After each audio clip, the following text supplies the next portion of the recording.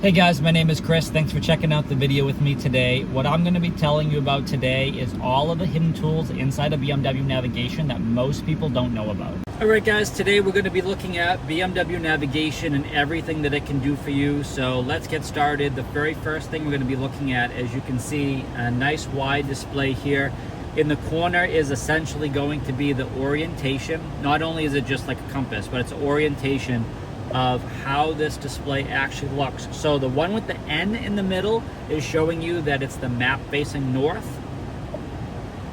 This is going to be our perspective view. And this is our direction of travel view. So that's how you can figure that out. Right down here is going to tell you the street that you're on. So touching this is going to open a search box where you can manually type in your navigation destinations. Pushing the little pin up is going to give you more tiles, more options. This is how you save your home address. If you haven't done it, you can touch the house. It's going to ask you to enter your address, and then that's going to be saved in the navigation. So in the future, you can just touch that little house right there again, or you can use your intelligent personal assistant to say things like, take me home, I want to go home, things like that. The flag with the 3 lines is your recent destinations. The flag with the little person, that's basically just showing you future destinations coming from your My BMW app specifically. So if you're on the My BMW app and you're sending destinations to your BMW, this is where they're going to end up, okay? Also, anytime you press and hold any destination that you've been to, you can add it to a favorite, and you can see the favorite list is going to be right in here. Your home address and your work address that you can set into BMW navigation, that's already part of your favorite, so that's pretty cool. Future destinations are destinations that you're going to in the future that's marked in the My BMW app that your car knows about and is planning for.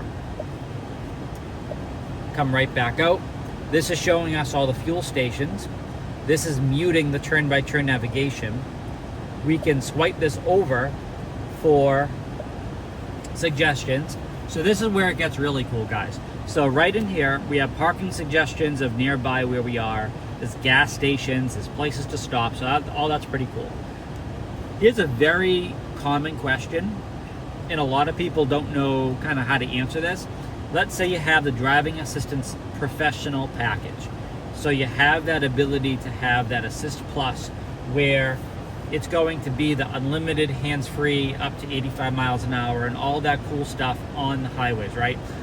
But how do you know which roadways that is compatible with? All we're really told, right, is BMW's mapped all the major roadways. Well, how do I exactly know that road coming up there, that is going to be eligible for this feature?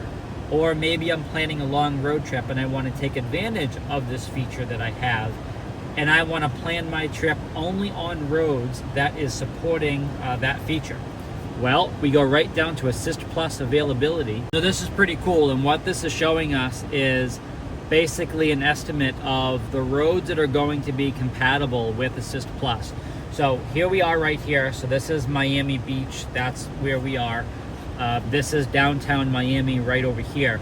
You can see that it's not going to work out here, but once we get over further to some of the major, arterials going basically north-south, some of them going east-west, those are going to be eligible. So some of the big ones like 95 and the Turnpike, things like that, those are definitely going to be supported, but it's a really good indication to know which roads are and which roads are not. Very common question, and really nobody knows that that is down there because no one digs that far down. Let's go into the gear. Let's go under the settings for navigation and break all this down too. So the first thing we're going to look at is route criteria, whether or not we want to use highways, whether or not we want to how we actually want to apply a toll road. Do we want to use cash, use a tag, or just completely avoid the toll road entirely? How about ferries, rest areas on the route, carpool lanes? All of this stuff you can configure, which I think is just really cool. This is going to be your map and how BMW navigation is going to be interacting with you in the map. If it's on adaptive, it is going to basically have an auto zoom feature. So let's say you get on a major roadway and you're going to be driving on that roadway for about 2 hours.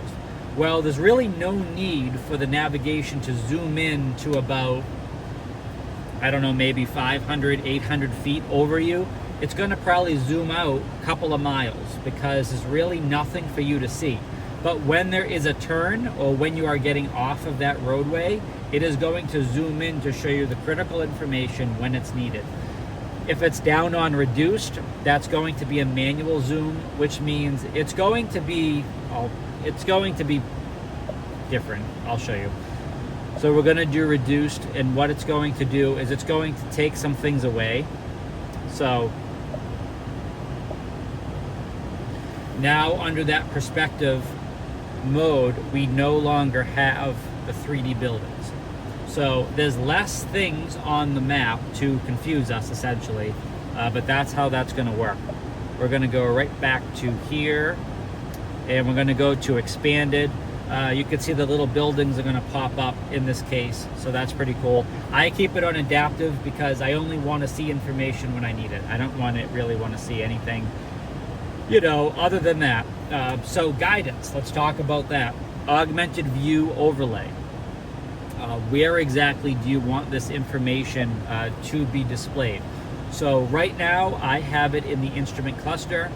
It could be on the control display in the middle. I find that to be a little distracting because I may have something else over here that I'm doing, and I kind of want to keep that, right in front of me because that's kind of where I'm focused. But you can always shut that off if you prefer. There is an option for a 3D junction view in the instrument cluster, whether or not you want that on or off.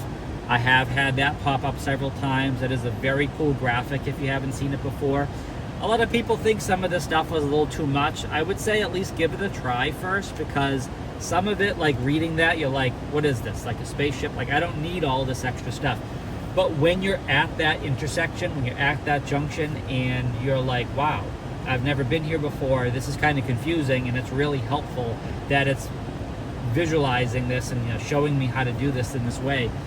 It is pretty useful. So I would give it a try before you just kind of, shut it off. Spoken instructions. This is the volume settings for your turn-by-turn navigation. This is the volume reduction. You can also adjust that, which I think is cool. Spoken instruction length. Keep it on automatic because this is how much detailed information you want to get as you're having these instructions read to you. I don't really think detailed is something that most people are looking for. They're just trying to get where they're trying to go, and they're just trying to get the instructions pretty quickly.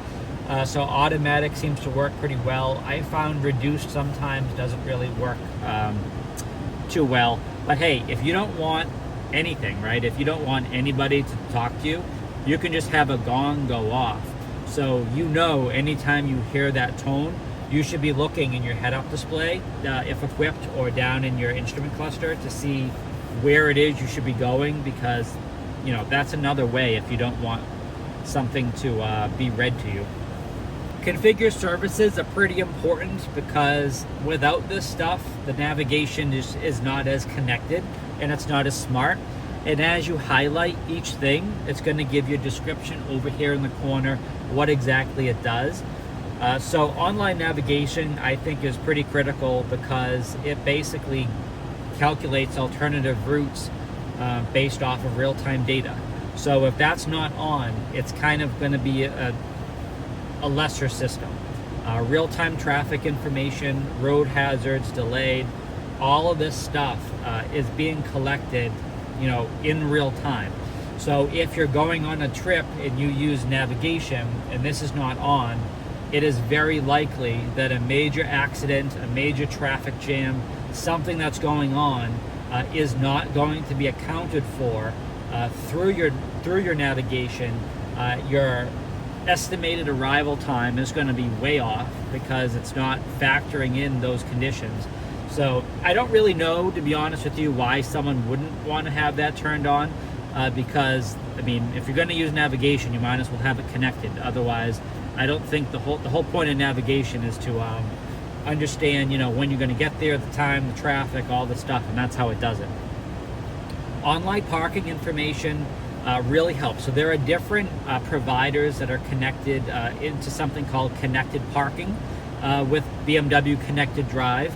And if you are passing by a compatible parking garage or parking lot, whatever the case is, those suggestions will pop up and give you that information.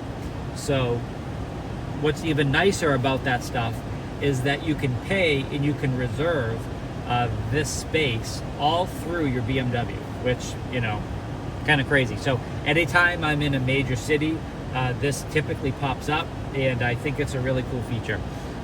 Learning navigation is nice because it kind of like humanizes this interaction in a way, because everything is connected. Everything is going by, everything's like through AI and all this other stuff. And so it's important to know that when it's not doing something we want it to do, that it's learning and it's becoming smarter. And this is exactly how that works.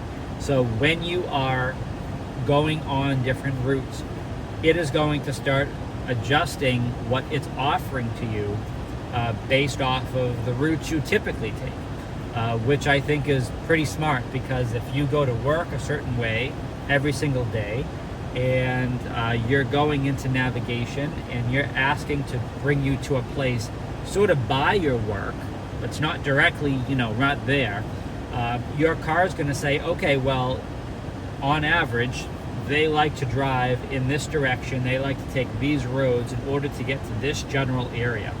So it knows that, it stores that, it remembers that, so that's pretty cool. Down here we have a map update.